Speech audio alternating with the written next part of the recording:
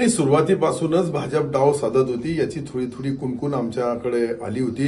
पहिल्यांदा 6 लोक घेऊन ते 5-6 दिवस बाहेर होते. सोनवणे, काही त्याच्यामधले आमचे लोकांचा, त्याच्यामध्ये बनोटीचा सदस्य वगैरे, असे 6 लोकांना ते घेऊन गेले. त्यावेळेसच आम्हाला शंका झाली, पण मी दुःखामध्ये असल्यानंतर मी त्याच्यामध्ये इंटरफेअर केला नाही. परंतु या गेल्या 4 दिवसामध्ये जी घडलेली घटना आहे का, सन्माननीय उदयजी सामंत साहेब आमचे उद्योगमंत्री आणि रवींद्रजी चव्हाण साहेब यांच्यामध्ये झालेला संवाद, यांच्यामध्ये झालेलं बोलणं, आमच्या भोमरे साहेब होते, त्यानंतर आमदार भोमरे साहेब आणि मला असं वाटतं का तिन्ही आमदार होते. या तिन्ही आमदारांना आणि अतुल सावे साहेबांशी माझं तो बोलणं झालं नाही कोणाशी, मी त्याच्यामध्ये याच्यामध्ये नव्हतो. परंतु आमच्या आमदारांनी मला सांगितलं की आपलं बोलणं झालं आणि ते आपल्याला अध्यक्षपद देणार आहे. मग काही लोक चर्चेनंतर माहीत पडलं का आता ते अध्यक्षपद मागू लागले.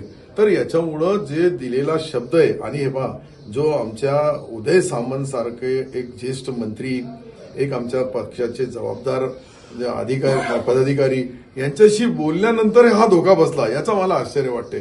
बाकी काही नाही. त्यांनी कधी सुरुवातीला सांगितलं तर तुम्ही तुमचं करा, आम्ही आमचं करू, संपलं काम. याचे परिणाम काय? याचे परिणाम पुढच्या भविष्याच्या निवडणुकीमध्ये त्यांच्या वरिष्ठांनी, आमच्या वरिष्ठांनी याच्यामध्ये इंटरफेअर केला नाही आणि याला व्यवस्थितशीर दोघाला विश्वासात घेऊन पुढची वाटचाल केली नाही तर याचे परिणाम भोगावे लागतील. मी स्पष्ट बोलू लागलो. शेवटी जिल्हा परिषद ही जी निवडणूक आहे ही अनेक वर्षापासून भारतीय जनता पार्टी आणि शिवसेना यांची कधी युती राहायची, कधी नाही राहायची. परंतु शिवसेनेची सत्ता सातत्याने महापालिका असेल, जिल्हा परिषद असेल, या ठिकाणी या संभाजीनगर, त्यावेळच्या औरंगाबादमध्ये स्वर्गीय बाळासाहेबापासून ही जी परंपरा आहे त्या परंपरेला धोका बसलेला आहे. आणि हे जे त्यांनी जी आमच्या सोबत जी गद्दारी केली, या गद्दारीमध्ये विश्वासघात झाला. मी तर पहिल्यापासूनच बोलतो विश्वासघात होणार आहे, विश्वासघात. ते म्हणे नाही, तुम्ही चिंता करू नका, सर्व वरिष्ठ लेवलवर चर्चा झालेली आहे. आम्ही त्याच्यावर बिंदास राहिलो आणि याच्यामुळे तो धोका बसला. या धोक्याचा आता वरिष्ठ नेते जे निर्णय घेतील त्याच्यावर पुढची रूपरेषा आणि दिशा ठरवली जाईल.